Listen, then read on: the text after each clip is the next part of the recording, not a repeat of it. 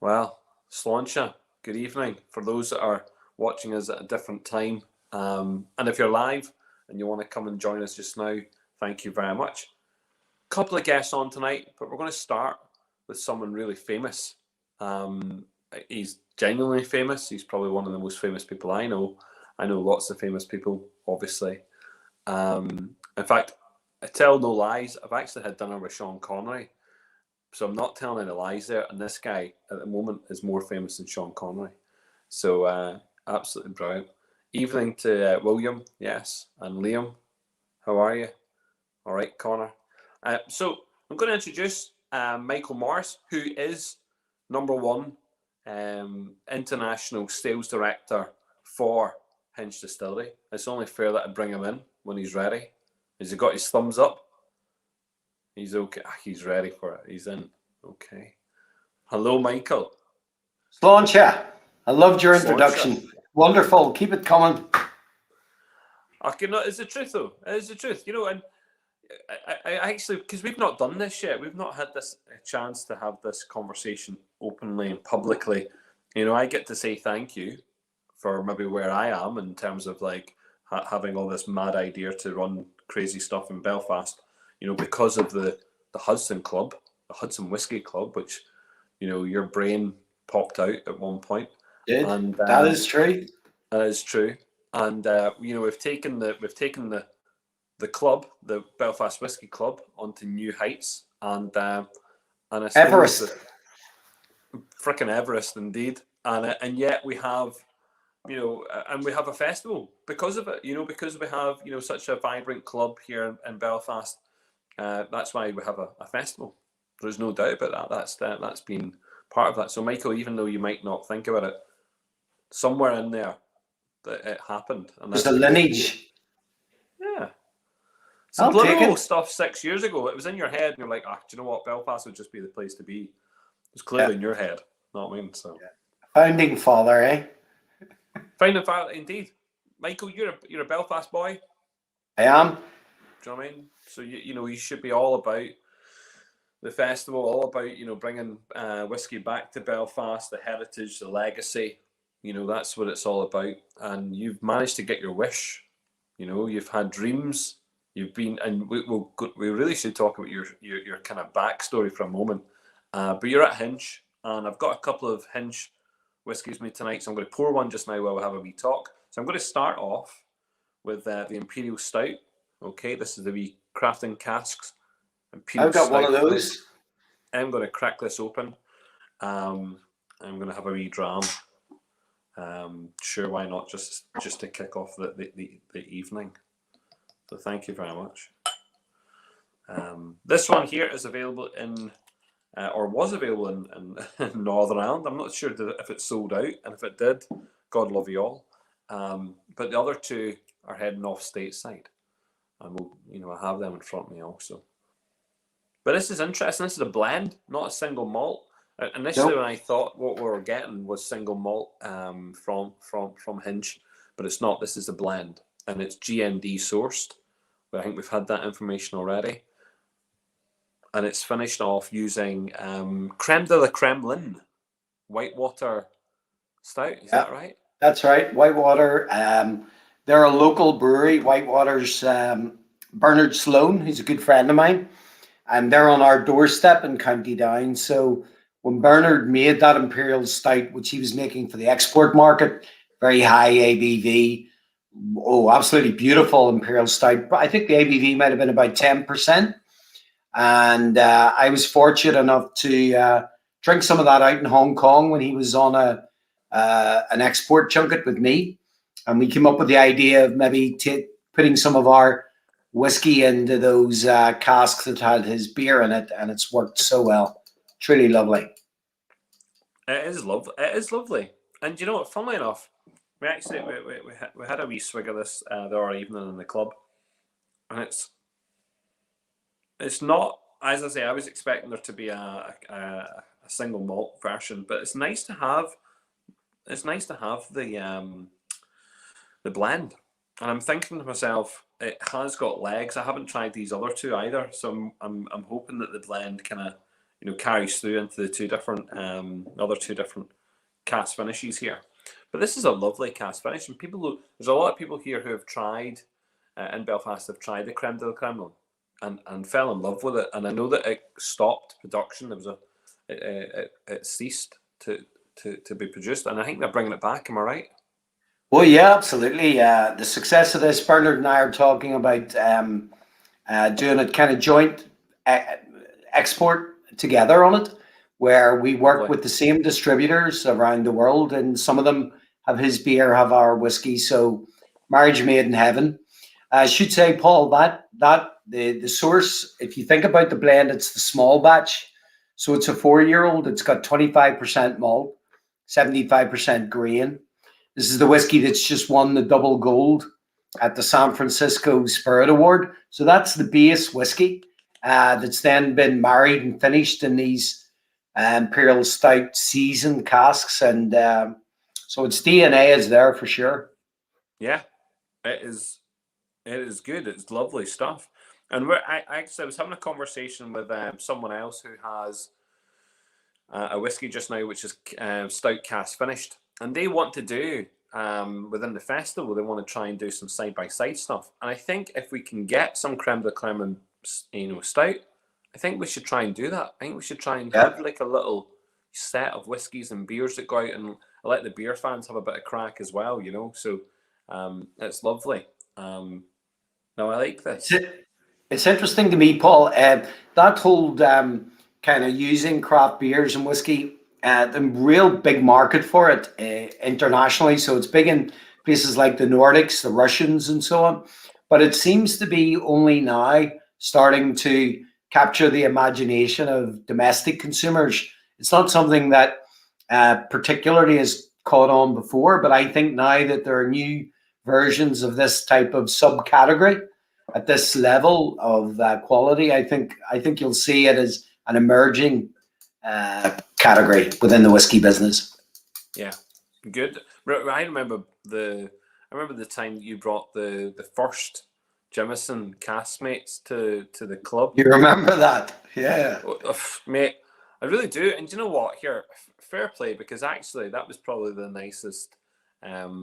What I call standard release Jameson, in terms of the Jameson stuff. It's beautiful. That's been out. Stunning, absolutely stunning. The red top was really nice, and there seems to have been a massive growing from that, and I think that this is a learning process, and I think it's a learning process for the consumer, not as much for the distillers and the bottlers and bonders, because actually it's a learning process for the consumer to get that relationship between the whiskey and the stouts when they're being used like this. It'll be nice to go the opposite direction and see, the maybe a stout being finished off in a whiskey barrel. Those kind, I've seen, people have definitely done that. But no, this is nice, and it's got a lovely kind of coffee cake, with a lovely kind of layer of icing on it. There's a lot of kind of that kind of white icing sugar taste coming through, which I like. You've got lovely kind of toffee notes. No, I like this. This is really nice, actually. I'm wondering even what, because I know Jamie sent me. Yeah, well, there you go. Jamie had sent me some. He sent me some tasting notes, and quite specifically it says light toffee and coffee. I didn't read those tasting notes, Jamie, until I've just picked it up, because I'd like to do it myself, and that's what I get. So that's what I get on it.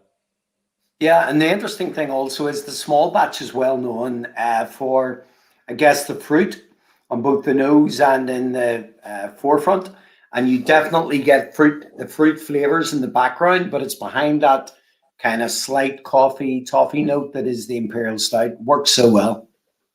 Really lovely balance, I think. It really does. So we don't need to name names and drop brands all over the place, because it's all about Hinch. But Michael, you haven't had a fantastic career within the industry. I'm going to be doing a whole piece on you at some point, but let's just do a quick tsunami. Where you've been and how you managed to push your way to Hinch. Like where did it start? Yeah, well, when I as you say, Belfast. So I was a graduate at Queen's and was a management trainee in Bass back in the day when Bass Ireland had a brewery in Belfast up on the Glen Road. So, and I'd gone to school up there as well, nearby. So I knew the brewery very well. So my background was working in Bass, both in Belfast and also in GB in Burton-on-Trent. And I joined the Wines and Spirits division after 4 or 5 years, which was linked to Pernod. So we were part of the Irish Distillers Group in Dillon Bass. And I was there for 13 years. So that really got my huge interest in whiskey. Back then, Jameson was only starting to knock all the doors down internationally. And so I've seen both sides of it. I saw, working for a big company like Irish Distillers and Pernod, the fact that we were competing on the international stage. And of course, the rest is history. Jameson has gone on, and Irish Distillers Group have gone on to be the greatest thing since sliced bread when it comes to whiskey. But when I left there, probably the most enjoyable period in my history was working with John Teeling at Cooley. So when I joined there, I joined as a commercial manager, and we were the only, think about it these days, Paul, there were only at that point 4 distilleries in Ireland. And then when we put the small still down into Kilbeggan, it was 5. So we were Ireland's only independent Irish whiskey distillery, and I worked there for 6 years. Terribly enjoyable. Very, very interesting working with the Teeling family, John in particular, and I knew the boys coming up, and Noel Sweeney, who's a good friend. So, so after Cooley, I was very, very keen to get involved in my own distillery project, and that is an easier thing to dream about than it is to do. I learned from experience, some of it quite hard. Most famously I was one of the directors, I guess, when we tried to put the distillery into Crumlin Road Jail, which unfortunately that was going to be a great project, but for a whole number of reasons that I can't talk about or probably won't talk about, it wasn't meant to be, and it's still in gestation. We don't know if it will ever happen, but anyway, I was involved in the early stages with that. And then I had a great time working with Kieran Mulgrew with Niche. So I worked with the Niche group because, again, we were going to build a distillery up in Ebrington. And this is when I started thinking I was a Jonah when it came to building whiskey distilleries, because we had a great joint venture partner with Luxco, a great American company. I came to love them, really. We spent a lot of time over in Kentucky with Don Lux, Dave Bratcher, Dan Streepy, great guys. Unfortunately, though, Luxco decided in the end not to build the distillery. And that's when Terry Cross, Dr. Terry Cross, who owns Hinch, came calling. He knew I've known Terry for 20 years, more maybe. And I had been advising him on purchasing casks and what to do about his distillery idea and so on. So I was delighted to be able to join him, because as well as being a great character and a mentor and a wonderful entrepreneur, I did realize that Terry had the money, he had the cash to build the distillery and bring the vision that he had to reality. And for the last 2.5 years, I've been part of that, and delighted to be so. Wow. That's the whirlwind right there. It is whirlwind, but you have rubbed shoulders with royalty.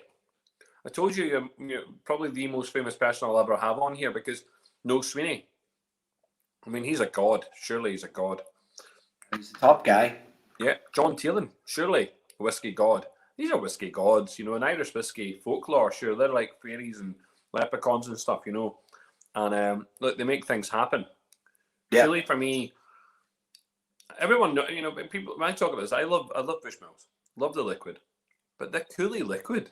I mean, the everything about Cooley liquid, the green ores, those single grains, unbelievable. You know what I mean? Oh yeah. They're Taconos, super. The Connemara's, these are, and then all the blends. Every blend that went out to those supermarkets all over the place. It really was. I mean, you talk about IDL, the Pernod Ricard, the Jameson, rockets, as it were, blasting off into the world to give Irish whiskey to everybody. But let's be honest. I mean, Cooley, they certainly held up their own end of the bargain. So you've done well there, but you are now in a privileged position, in what I can only describe as one of the most picturesque. Do you know what? I've said this many times. I'm going to keep on saying it. If the Hinch distillery sat in Speyside, it would be a dream. Do you know what I mean? That's that type of building that just sits into those types of landscapes. So where it is right now in Ballynahinch, or just on the outside next to Temple Golf Club, it sits in this just beautiful space, and it looks like it's been there forever. You look like you've built something which has managed to stand the test of time, and yet it's only a couple months old, and yet It wasn't. Yeah, it wasn't there 3 years ago. wasn't there 3 years. I mean, looking at a blank canvas 3 years ago, and then seeing all the muck, and all of a sudden we've got this wonderful building. For people who have not witnessed it, go online just now. If you do not live in Ireland, go online, have a look at the Hinch distillery, because it is, without shadow of a doubt, one of the most beautiful distilleries you'll ever see. Fact.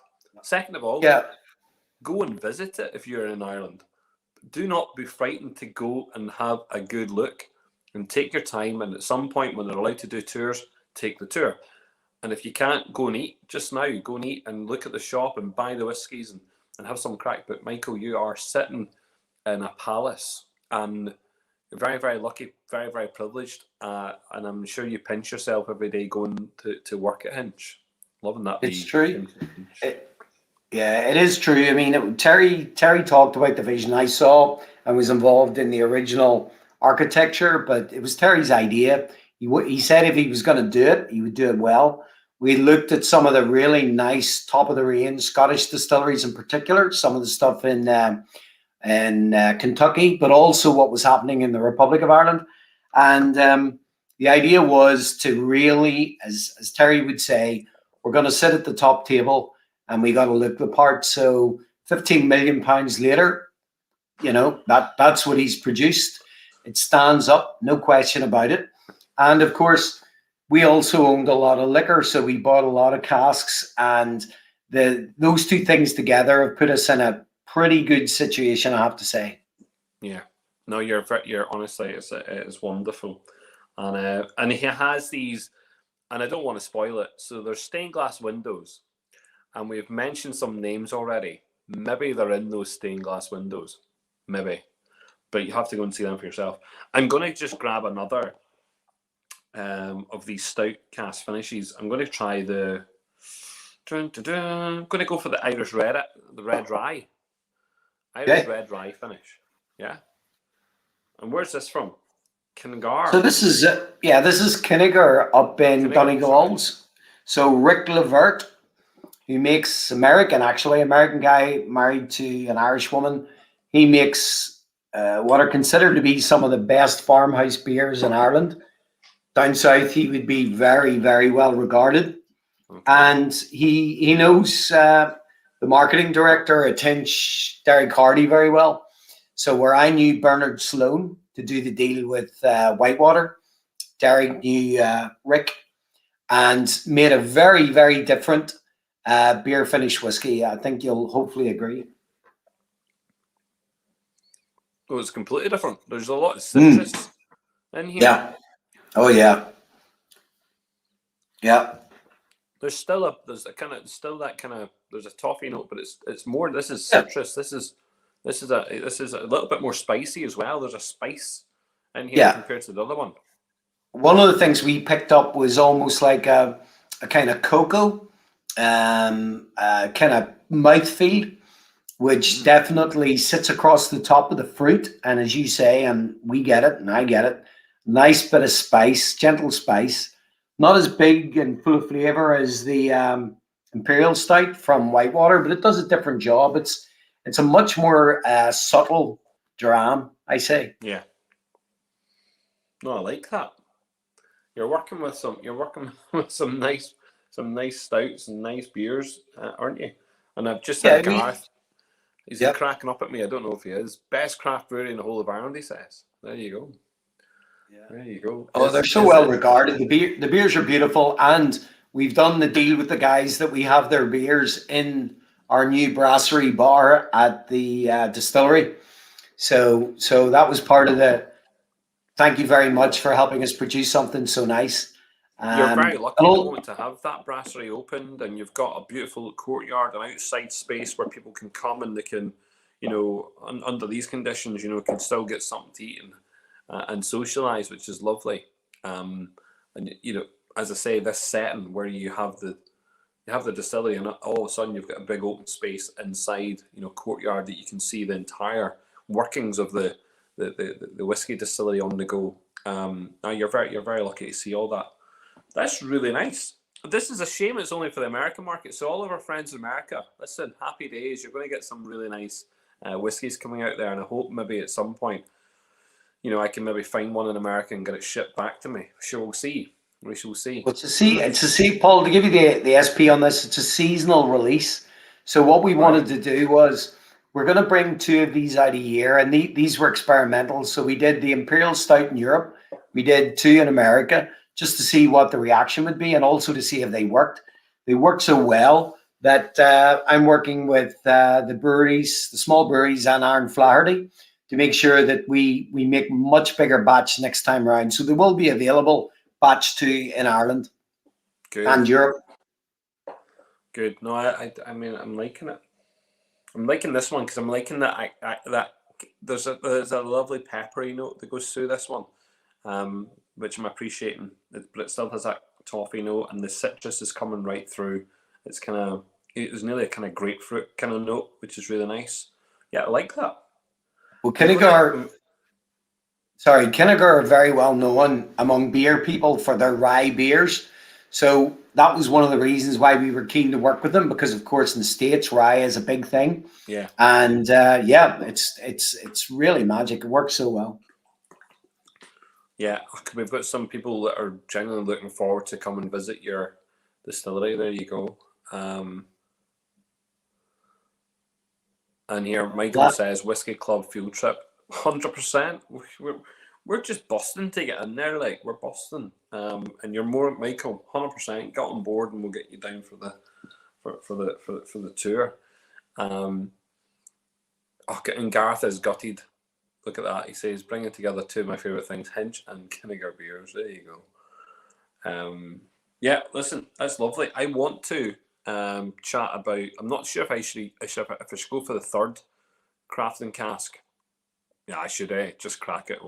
I got one. I got one too, yeah. Yeah, stuff it. Okay. So this one here, is the rye export stout finish, and this one's again from the same brewer house, right? Okay, from the same brew house. All right, Kinnigar. So we're expecting something completely different here. I love to get your view on it before I start leading you, because of course, Paul, that would be wrong. You want to what? You want me to what? I want you to tell me what you think before I start leading you in the wrong direction. You can't lead me. Don't worry about that. Don't worry about that.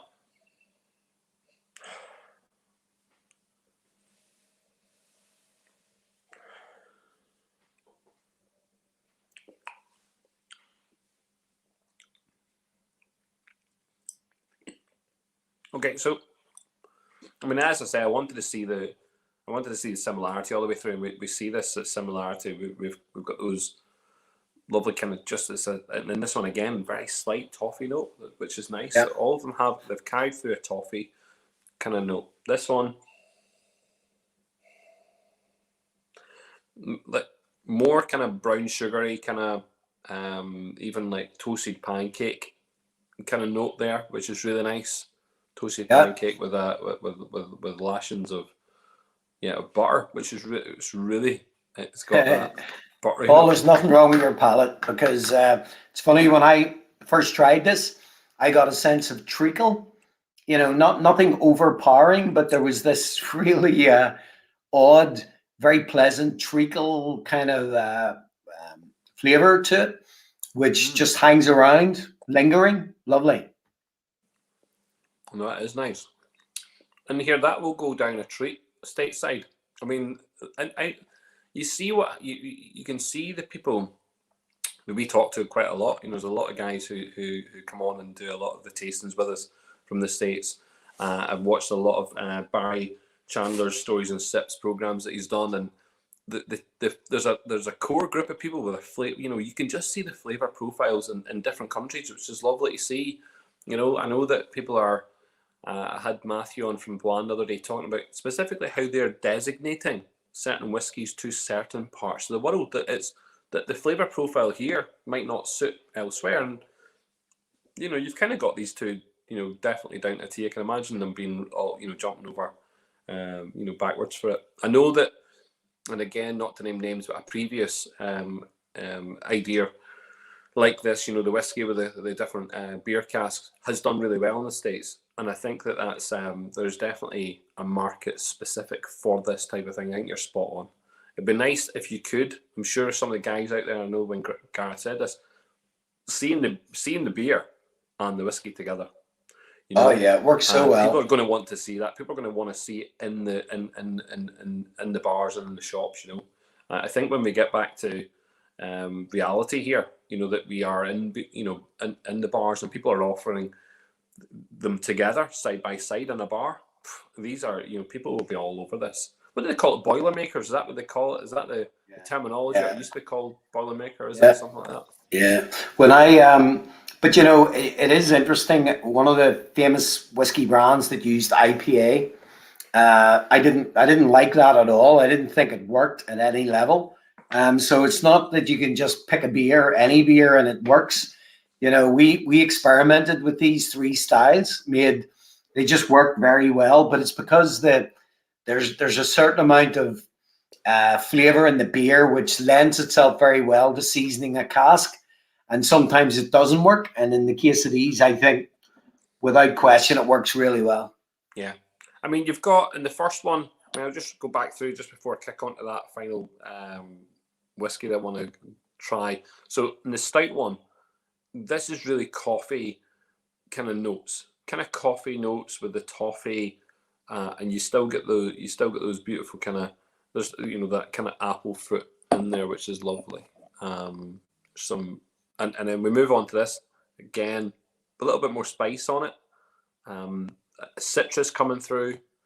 All right, and then we kind of finish on here, but again with this kind of really quite lovely buttery pancakes, but those kind of toasty pancakes. And there's something about the last two as well, about maybe like a kind of, it's like, actually in the last one specifically, like some sort of like roasted coffee note that I get. A slight, is it a coffee note? It's not roasted coffee note. There's something there. But I just I'm trying to think what it is. You're determined not to say treacle. It's not treacle. You want me to say treacle? Because I tell you what, I do like treacle. Massive fan of it. But there's it's definitely like kind of really dark sugar on there. I have in front of me, Michael, and I've never tried this either. And I don't know what to make of it, because obviously it says 63%.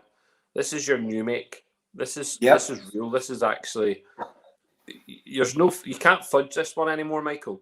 You can't muck about now. No. There's no bullshit. I know you're a very good salesman. You don't make international sales director and all that malarkey for no reason. And we can sell this stuff all day long. We can sell this, can't we? We can go around the countries, and we can tell our friends and high places what it's like, and we can sell it. This better taste, right? That's all I'm saying. Okay, so shall I tell you a tiny bit about it? So Aaron Flaherty, who's our head distiller, this is his creation. So this was distilled back in December, which was the first time, late November, December, when we laid down our 161, our Ancade Dune casks, the first casks that we had ever made. So this is our triple distilled single malt. And this is, you're absolutely right. Everything else we do is all about this spirit. So this is the future. And we are, to say that we're ecstatic with what Aaron has been able to produce is an understatement. We are looking to go bold. We are looking to be very proud of our regionality in the north of Ireland, so close to Scotland and so on. And we really wanted to go for something that will be distinctive. And the word that we were building our story around is bold flavors. And I'll be interested to hear what you've got to say. I've tasted it before. I think in total, maybe only 60 people so far.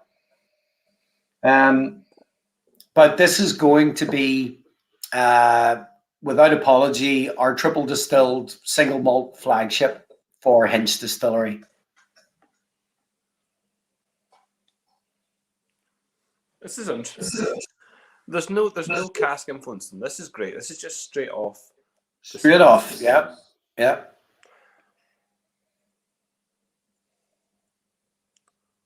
You think Aaron's been doing this for a long time, Nick? Yep. Well, he's been at it a while, and he certainly knows his stuff, and this proves it, I'd say. Yeah. Yeah. It's really strange because it's uber complex on the nose. Yeah. Sometimes when you get something, Michael, and it's that high in content, alcohol content, that the alcohol just, rips apart your nose, and you're kind of like, oh, I don't know where to go with this. This is really delicate. Yeah, you're on the money, Paul. The alcohol burn on the nose is almost not there.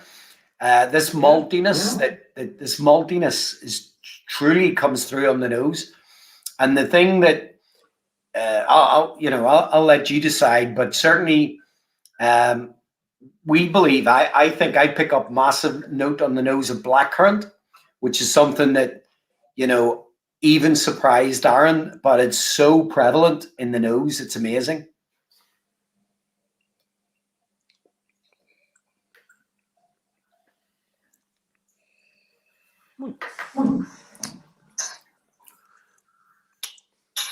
There's a slight mint note, a very, very slight mint note.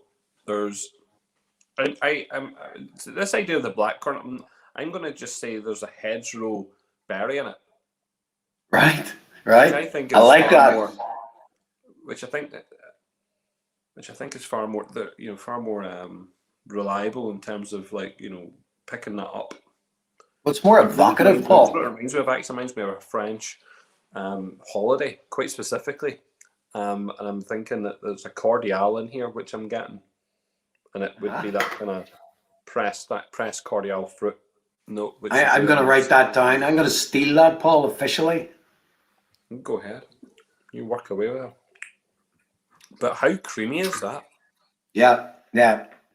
Remarkably so. Very creamy. There's a massive kind of lead in. It doesn't just hit you but straight away on the tip of your tongue. It actually crawls across your tongue. Really slowly, and just fills that space. So it doesn't actually have to go anywhere else. It's literally on the tongue, and then as soon as you allow that to move, you place your tongue in various parts of your mouth. The creaminess, it kind of just wants to absorb into the tongue. It's going either side without it. It sounds really daft, unless people are trying to do it themselves. Like, I just let that liquid do what it wants to do, and it doesn't want to leave the tongue. Some liquids will try and bounce up into your top of your mouth, or they'll try and go back down your throat, or they'll go into your gums. It's actually it's creamy, but it's thick, and it's got a hell of a lot of body to it, which is really nice. Well, that I think that tallies with Aaron talking about almost like a malty cereal kind of mouthfeel, which is very close to, I think, what you're saying there. And he also, over a long period of kind of studying what we think we've got here, also picks up a herbal note, which is very prominent in the whiskey, which I think we think might end up developing into something really interesting.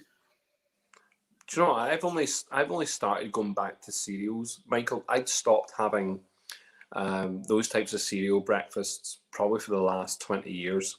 And I would have gone to. In fact, in the last couple of years before lockdown, I was all over having scones in the morning. For at least 2 years in a row, it was a scone every day. I had to go and get scone and butter and jam.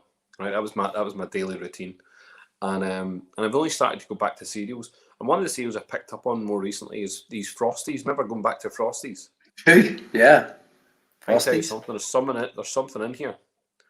which I think if I sprinkled this on my frosties, it'd be grand.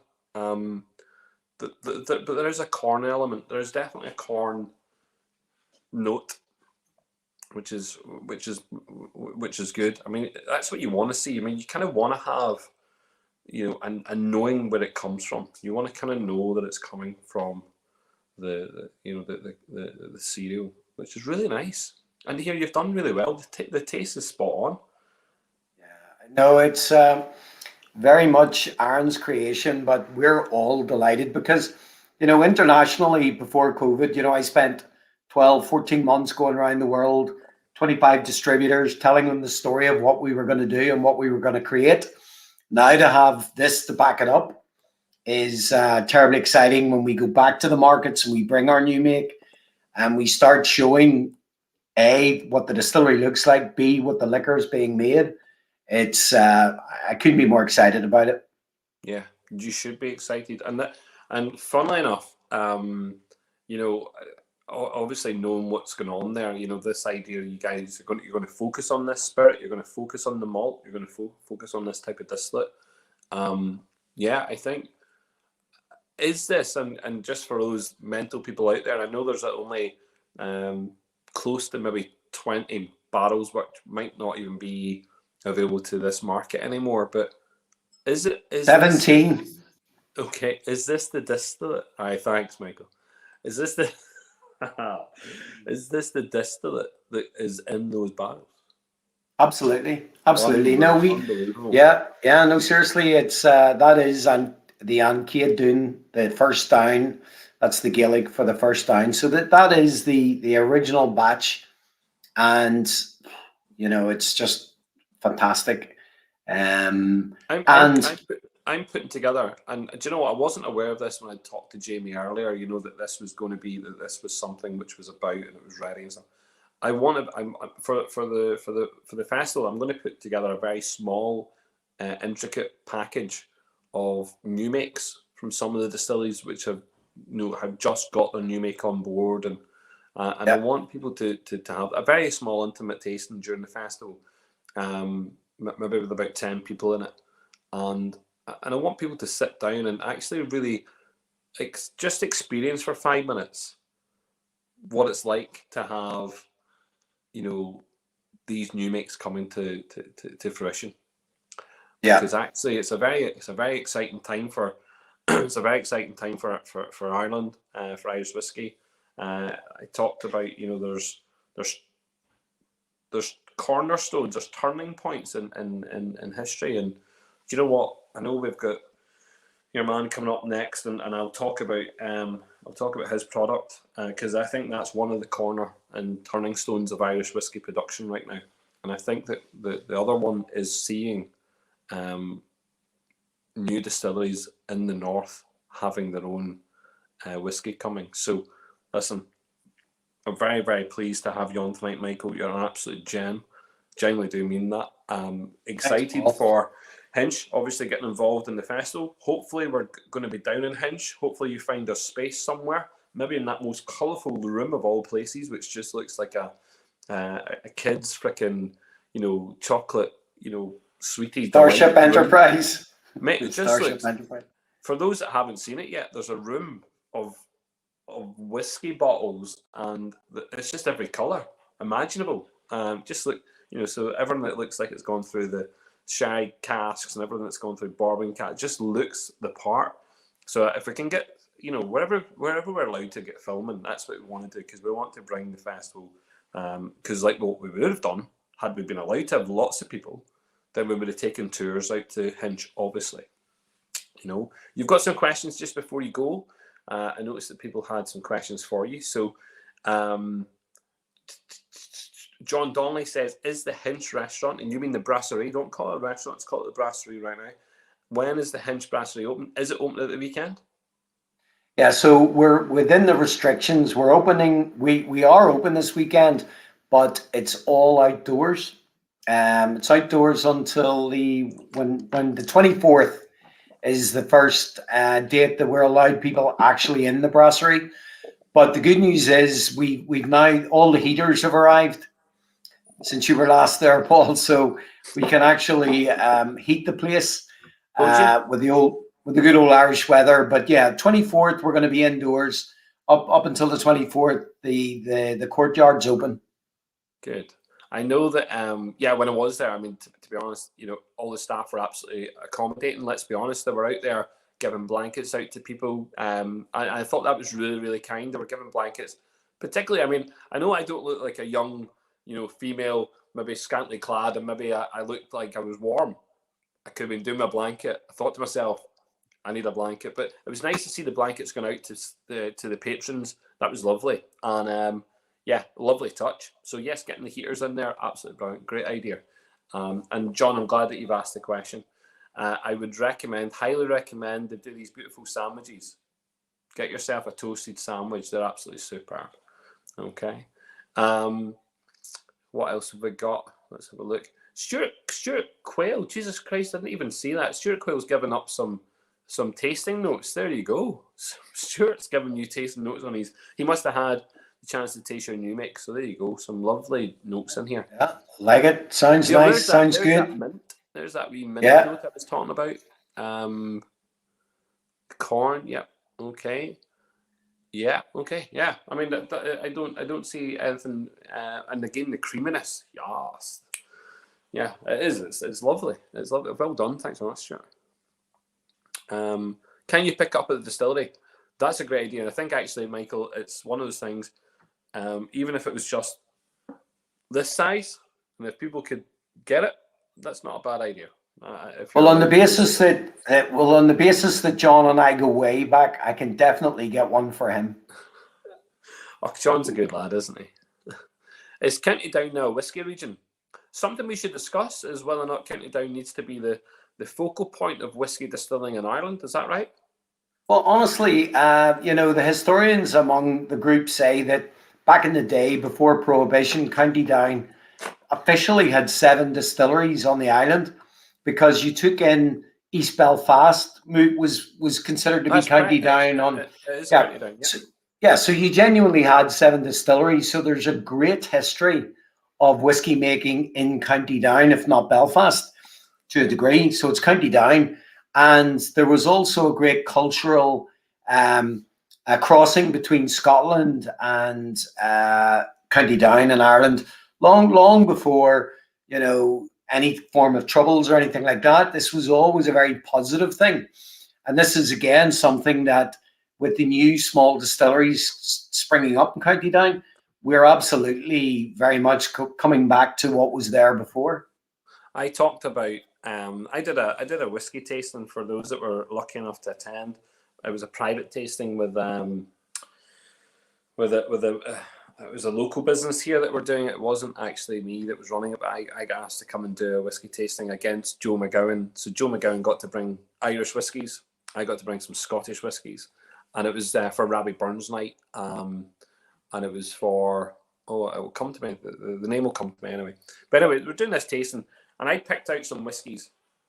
And obviously I wanted to talk about Robbie Burns a lot. I mean, it was very hard for Joe McGowan to talk about Robbie Burns and Irish whiskies. But actually, they've been quite simple for him. Had he done a wee bit of research? And I says, listen, fun enough. So Johnny Walker, I picked up the green label, the 15-year-old green label. And I said, look, you know, Johnny Walker actually isn't around the time of Robbie Burns. Isn't in around the time. You know, we're talking about 15 years or 20 years between them. In terms of the whiskey coming on board and Robbie dying. And Robbie being an excise man down in that part of Scotland. So what you know, if you read into what Robbie did, and obviously looking at the illegal movement of whiskey around Scotland at this time, and there's lots of different things that stop whiskies from being made, or blends being produced at that point, which is really interesting. You couldn't mix a grain in a malt. No, that was a no-no. And that actually followed suit a couple of years later when when we started to see some of those Johnny Walkers arriving. But actually, funnily enough, a lot of the whiskey that was being transported into that part of Scotland was not from Scotland. It was being smuggled in from Ireland, from County Down.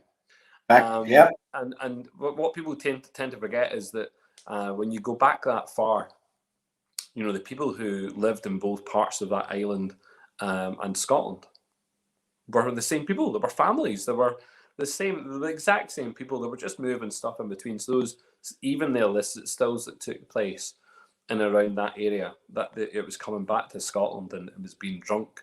And whiskey was whiskey. It was Ishkaba, and it wasn't Scotch nor Irish. It was the same shit.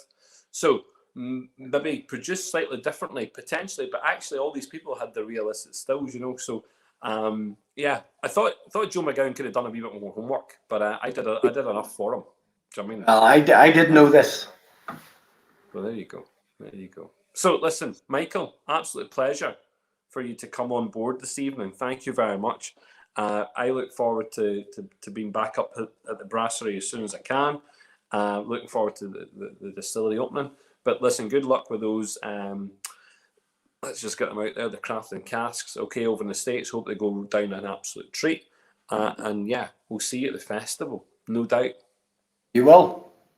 Good man. Sláinte. Sláinte. Thank you much, Michael. Sláinte, Paul. See ya. A good man. Well, there we go. There we go. Michael was an absolute gent this evening. And before anyone else goes, don't be going. You know, we're going to be bringing on our absolutely used to be called Bearded Dave, but I want to see this guy without this big massive beard because you know he got rid of it. And look, we had a competition on the go. Who has the longest beard already? So let's just see what's happening.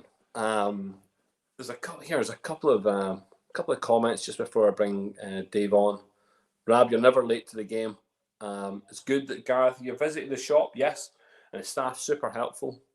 They really are. Like they do these little truffles, and they do like a Irish cream fudge. Yummy. Kit Charles, yes. Hey, I'm loving your use of language, Kit, that you have. You know, you certainly you say some great stuff. Instructing the wife on Hinch brasserie for dinner, excellent, super. Stuart, yeah, 100. You have to come up, of course you do.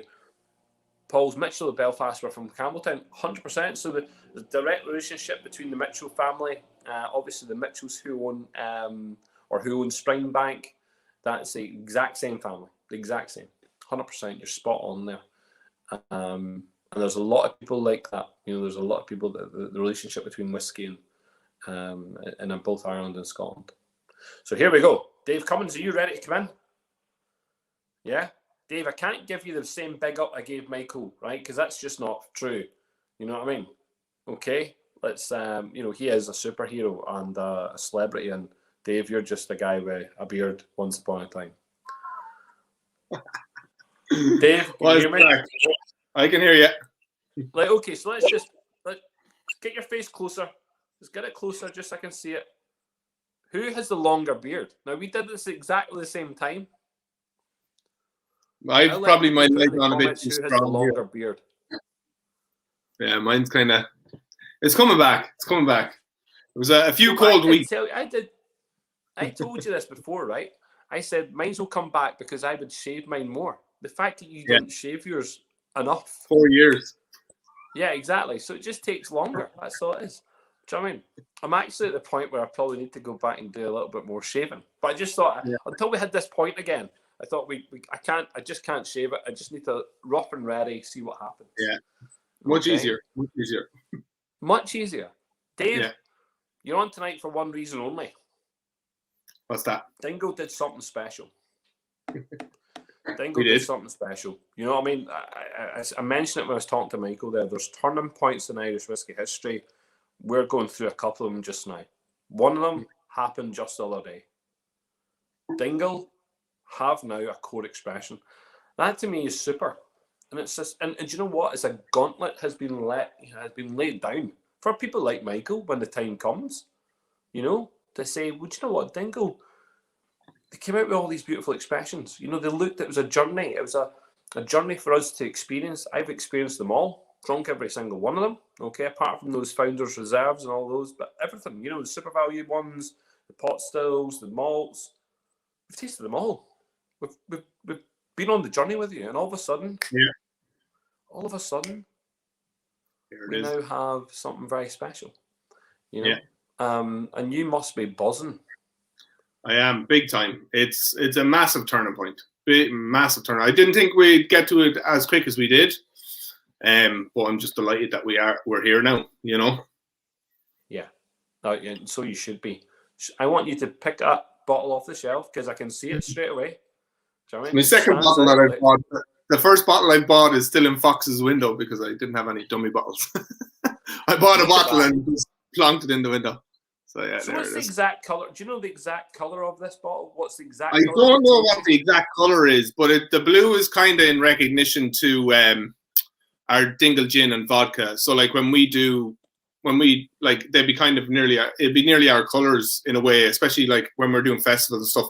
Blue is pretty much our color. And then just to separate it out from the batches and the releases of Postil and Malts, you just wanted something. And then the Ranboy, or the Renboy as some people will call it, like that's our symbol. So, you know, it's hand drawn by Mark, one of our designers, and it just, you know, you can feel it. It's all etched, you know, it's just all the little sticks are popping up. It's really, really nice. And then we still have the cut out with the label. And then he's got the etching, which is literally the landscape. It's the bay looking out. And then you've got the measurements there, because our well is 240 meters below, or 240 feet below. That's class. Yeah. And you can see all the etch. That's the bay drawn in the back. And then again, it's on the neck of the bottle as well. Do you know the only thing, not that I'm disappointed because I can't say that, but you know me, I've mentioned this before. The one thing that gets me about the Dingle bottles is that beautiful at the back, you get a different print every time you buy a bottle. Yeah. But they're not gone yet, because there will be still batches and releases coming. They're going to be smaller. Yeah. But so the back of the label is more your except the core.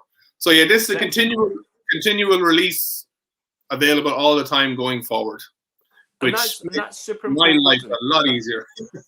Yeah, it is a hark back to the Dingle blue bottle, the actual blue bottle. Yeah, so it's a hark back to that.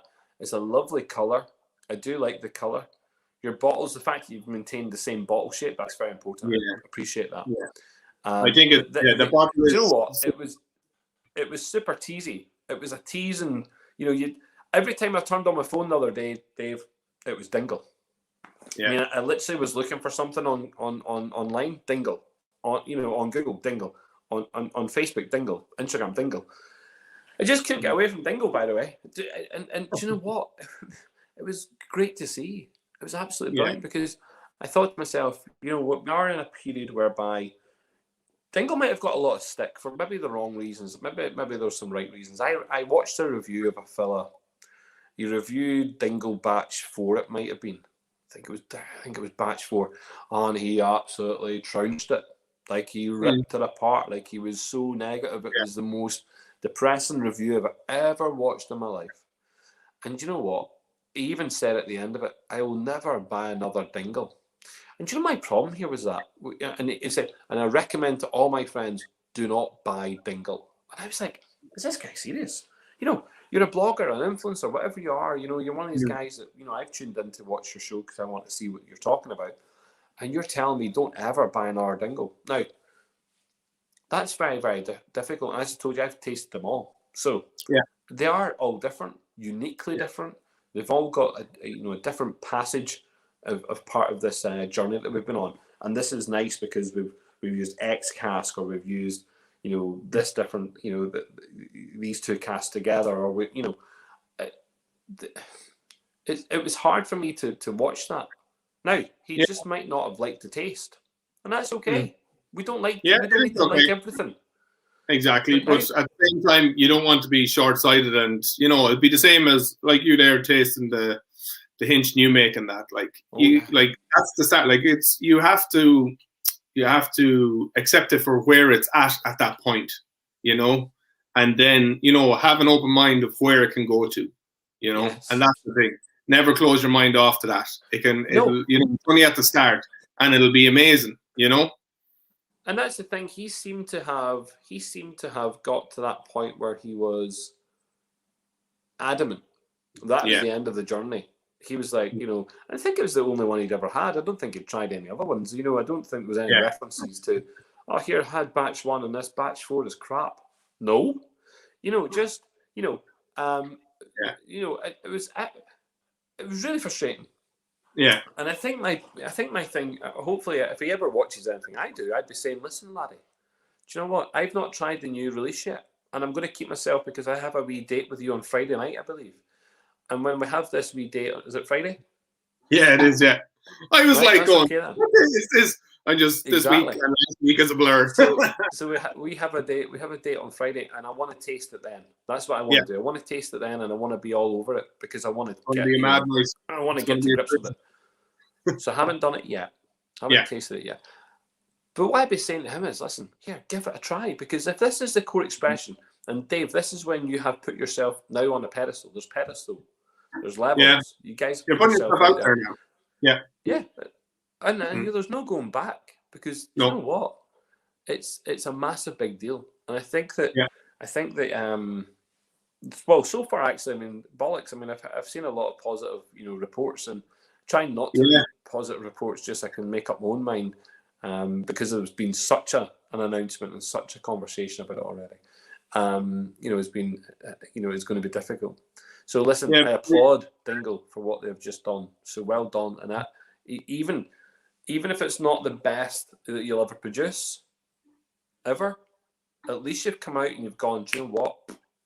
Let's get it right. The price point is super already. I mean, I've not tasted it, but the price point is super, because knowing that you can now get a Dingle a recommended retail price, which is going to be standardized continuously going forward. Boom. You've won hearts there already. Do you know what I mean? It's not a flipper's market. Let's just enjoy Dingle for what Dingle is. Let's allow Dingle to ride side by side, do you know what I mean, with its competitors. Why not? Because it is. That's what it's for. Yeah. I'm surprised that no one has noticed tonight that we actually both turned up this exact same jumper. Single colour jumper. See? That's what I was going for. I was like, what colour can I get close to the Dingle blue? I'm up for this. Actually, do you know what? I'll be frank. It was actually the Hinch blue. It's exact. It is. It's very close, actually. Very close. So, look, I'm actually going to Hinch tomorrow. Did you know, Dave, that Hinch actually pay me lots of money to talk about their product? They're the only distillery I take money from. I take loads of money from them. They pay me something like £1,000 a day every time I talk about it. Do you know what I mean? Lots and lots. They talk every day. I say this: £1,000 they put in my bank account every day. As soon as I talk about Hinch, they're the only distillery that pay me. Are you anyway, trying no, look out. Put it up the chain to pay. Here, see the day a distillery pays me to say something, Jesus will know about it. Yeah.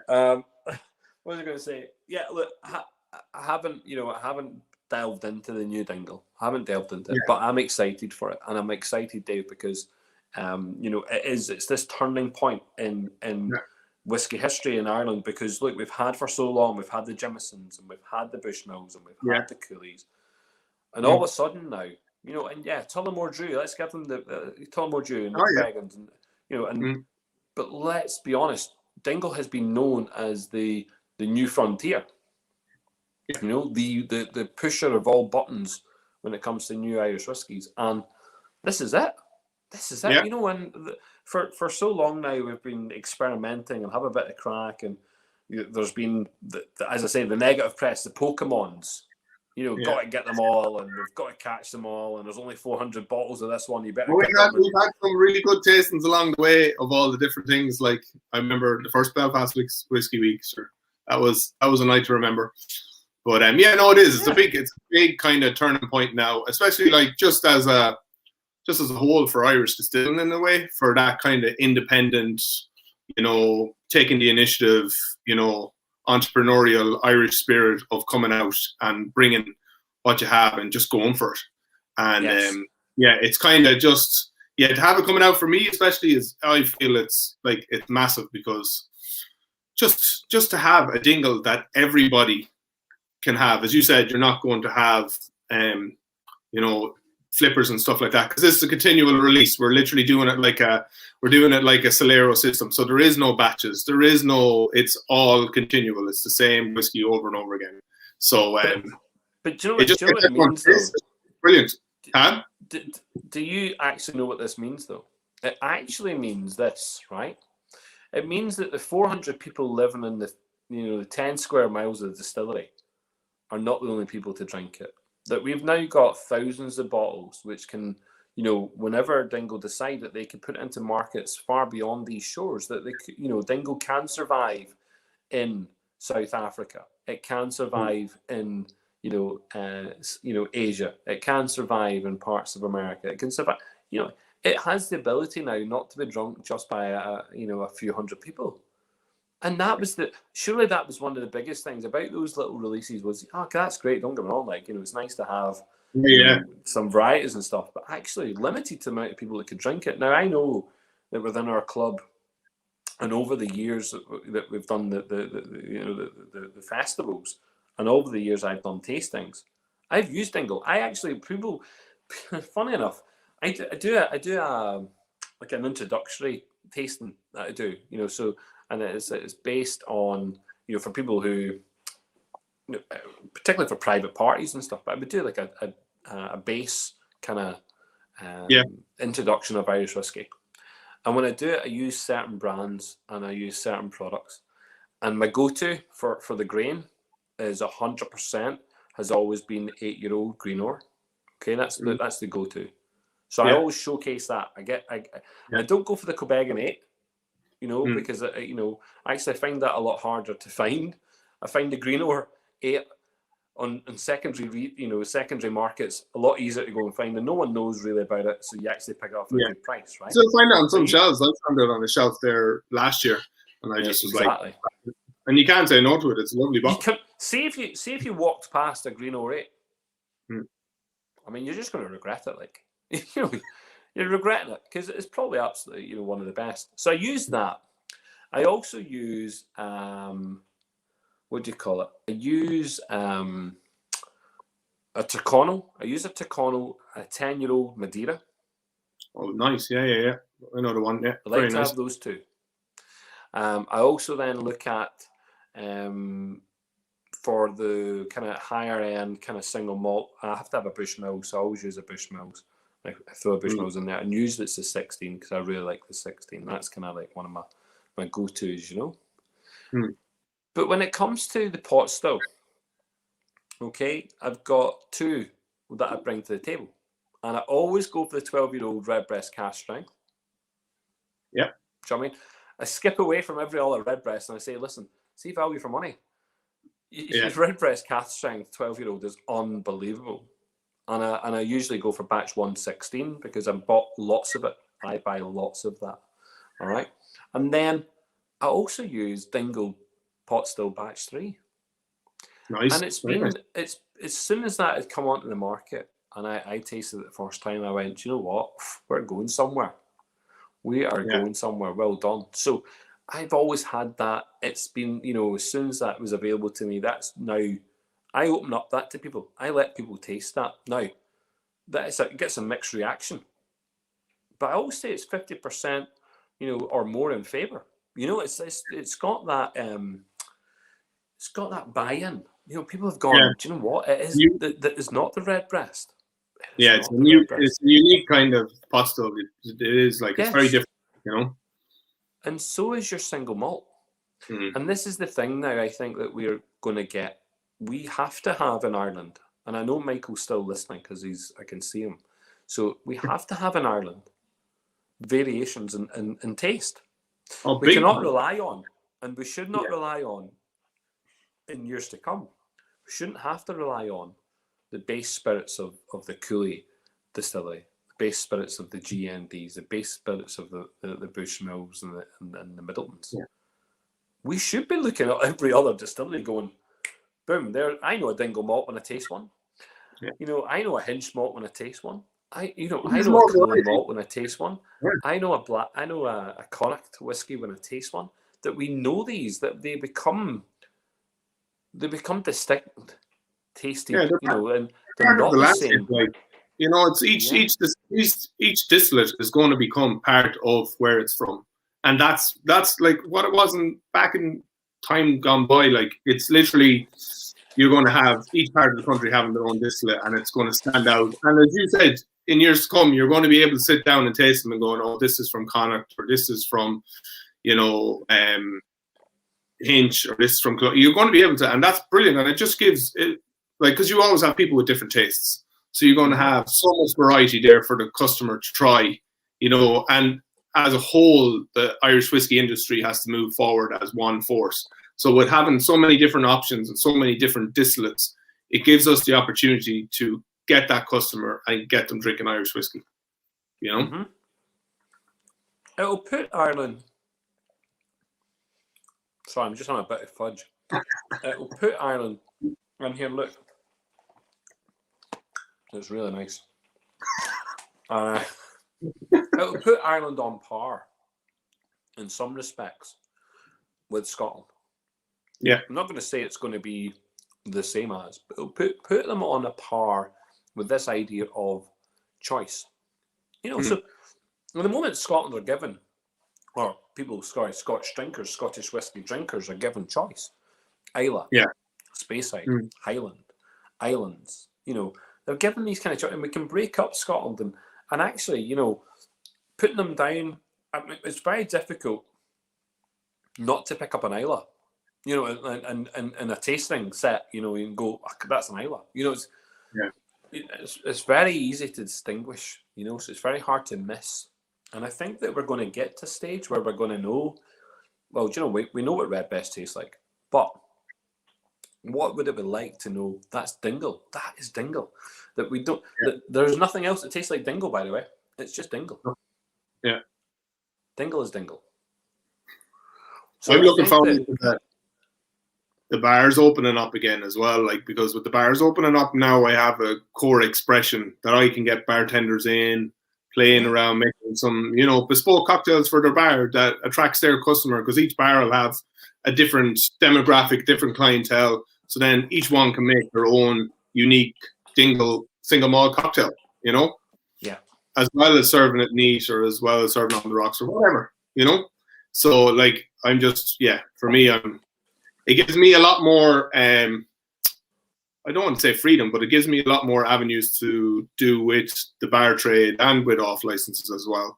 Because now they have this one core expression that, you know, it's going to be the same and it's going to be consistent and they can reach to it, you know, which is great.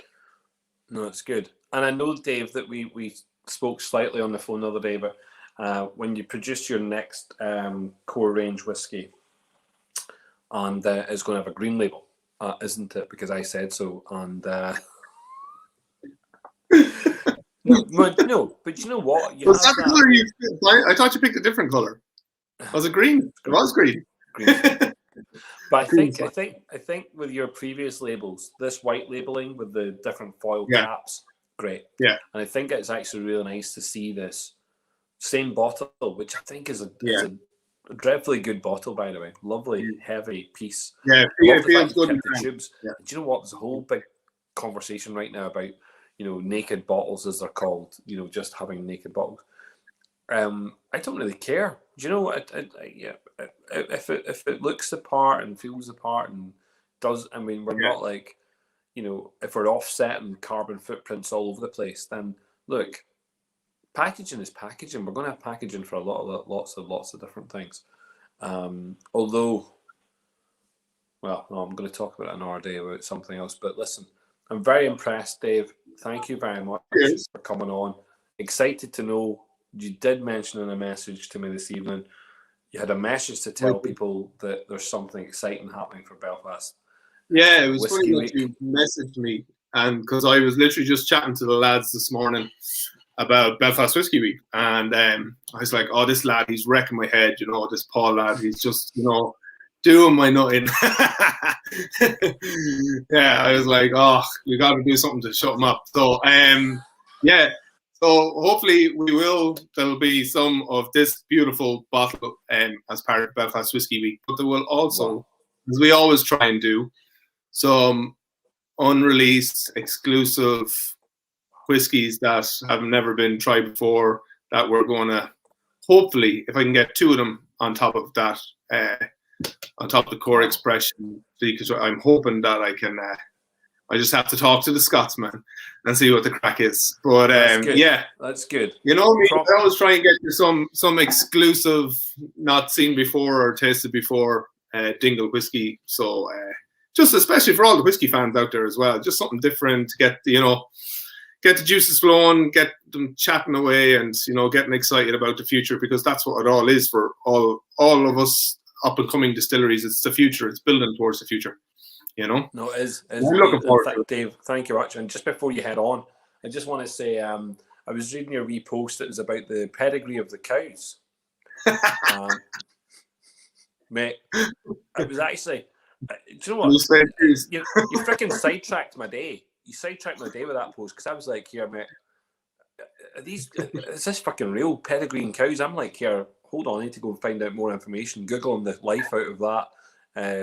Wee Jimmy's cow is pedigreed with somebody else's cow, and they've got like a wee pedigree calf. I was like, well, this is cool. Yeah. These are like pedigree horses. Like, what's going on here? Am I going to get the best side of beef?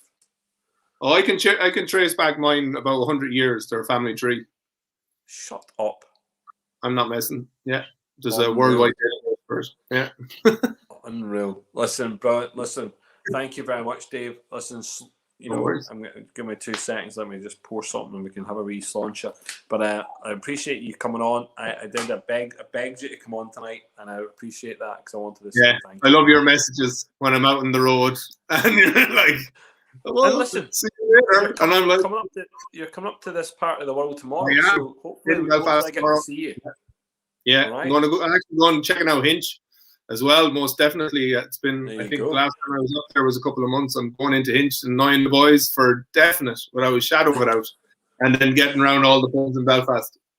Excellent. Right. Well, listen, Sláinte. Cheers Thanks for everyone who joined in tonight. Sláinte.